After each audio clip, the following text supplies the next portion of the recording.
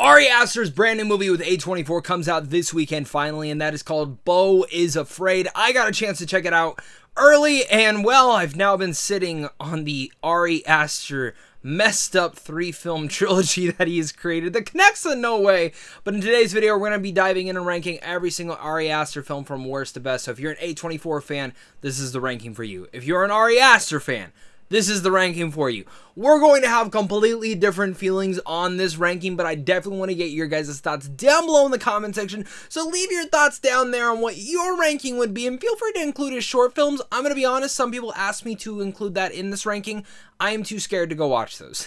So take that as what you will. Definitely want to hear your guys' thoughts down below. Hit that like and subscribe button for more content on a daily basis, because I'm one of those people who just loves talking movies on a daily basis. And without further ado, let's get into this ranking. At my number 3 is Beau is Afraid. Now, at the time of recording of this video, I have only seen the movie once. So that kind of comes down to why this is at my last place, because overall, I know this is going to divide audience members, but I absolutely loved Beau is Afraid. And the fact that this is my third place should say a lot about how much I love Ari Aster as a director. But Beau is Afraid for me was kind of like my cup of tea in a way. Even though my cup of tea can be strange, weird, incredible, wild, an odyssey through the mind and nightmare of a paranoid and stressed out man who has a lot of mommy issues. Like, that's literally kind of what this film is about. But at the same way, it's not a horror film like many people were expecting it to be. It is more of a dark comedy epic in a way. It's a very weird and unique genre that I feel like only Ari Aster could pull off. And I know people who absolutely hated this movie, and reading their thoughts, I completely understand those. There's also that thought to understand that this is a very thought-provoking film for me, that every 30 to 40 minutes, the film changes up exactly what kind of film we're looking at or what the scenario is for Beau itself. And I think when you look at the cast in general, Patty is absolutely incredible as his mother, but I think Joaquin Phoenix gives probably one of my favorite performances in his entire career. And if you don't know already, Joaquin Phoenix for me is the best working actor today. Like, I think he's up there, and we can say he's in the conversation with Daniel Day-Lewis, who a lot of people think is the best actor that's ever lived. Again, that's a whole different conversation, but the actual true star of this film is Ari Aster. Ari Aster is a master, and you're going to hear that a lot throughout this ranking, because each and every one of his films are in different genres, even though they are subgenres of horror. And the way that Ari Aster is able to infuse and build upon each film and give layers of depth to even the most minute detail in something. Like, his attention to detail in sequences and scenes is one of the most baffling things that I've ever seen a director be able to do, because it just makes me pissed off that I have no idea how he's able to creatively come up with this, or just in general, creative is actually how I would describe Beau is Afraid. It is a very creative film that dives again into one man's psyche, and I think the themes of mom and son issues, and you know, I love my mom, I don't have any issues with my mom, but the issues that they kind of go throughout here, as well as kind of diving into what happens to like paranoid people like this who take medicine, and what do medicine actually do in the way that it kind of affects their bodily lives. I think there's certain elements to that. I think a lot of the way that I view this film is that it's actually all in his head, and that not everything is happening crazy. But then, like, thinking back on it and reading some explanations, I'm like, wait, but someone thought it was completely different, and that all of this stuff happening to him was real to a certain extent, and that this man just has the worst luck in his life. He's constantly stressed out. He's constantly paranoid. And I think if you've ever wanted to live in what is the definition of like a panic attack and a WTF movie for 3 hours long, then that is absolutely for you. The reason that this is my third place, because I went back and forth and putting it into my number 2 or my number 3, it definitely was not my number 1, was mostly for the fact of it's too long. Like, I will say that confidently right now. This film could have easily shaved off at least 30 minutes. And I think by the last 30 minutes of this film specifically, not saying you have to cut out everything that last 30 minutes, but I think here and there were moments where you can get the runtime down.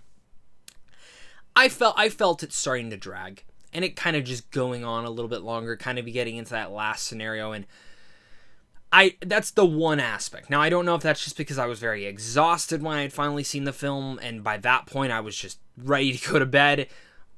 But that last 30 minutes I got a little bit antsy, but I still enjoyed it for what it was going for. But the ending itself will leave people speechless, because the way it ends, I was just like, what the hell? And if you are fans of Mariah Carey, I don't know if I should recommend this movie to you, because it might ruin one of her songs for you. I genuinely mean that. This is a weird movie. Comes in at my number 3, and now moving into my number 2, we have Hereditary, which I think for most people will probably end up being their number 1. For me personally, Hereditary is a film I've only seen 3 times. And I have not rewatched it since for multiple reasons. One, my fiance absolutely hates this movie. She thinks it's one of the worst films ever made. That is her opinion. Completely understand. Number 2, this movie scares the shit out of me. I think honestly and genuinely, this is the scariest film I've ever watched. Now, you might call me a bitch for that, or a pussy, or whatever you want to call me for that. But that's the thing you got to look at that, is because film is subjective and scares are subjective. But there's something about this film, the first time I saw it, that it genuinely messed me up. From just a context level and in general to the actual scares throughout here. Because I don't really remember a lot of jump scares in this film. It's more stuff that's like in the background that's just creeping into you and keeps it in the back of your head. Like, there are certain frames in Hereditary that I will never ever forget. And yeah, it's fucked up.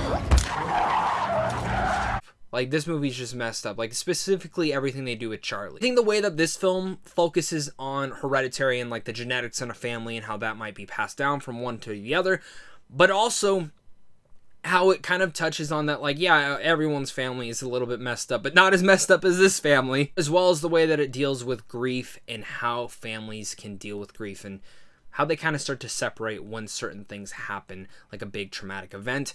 And I think Hereditary is one of those epic horror films that is a great directorial debut. And I think from what Ari Aster was able to do in here, I think a lot of people ended up walking out of this film loving it. And I think it's probably his most accessible movie, in my opinion, when you do look at the 3 films that he's made. But it is one of the films that is challenging at times, and specifically if you are not in the mood to watch this movie, it will not be for you. And again, horror is very subjective. Horror might make some people laugh, where in other instances it makes them scared. This movie scares the shit out of me. And it's a movie that I do want to go back and rewatch. It's a movie I do want to go back and kind of just reconcile with. But it's tough. And I think the performances in this film are, like, bar none, some of the best. Like, if we look at Toni Collette's performance, I still am baffled that she was not nominated for this film. Don't you ever raise your voice at me. I am your mother. This is the performance that made me go, holy shit, like, Toni Collette, you need more performances like this. Alex Wolff is also really great in here.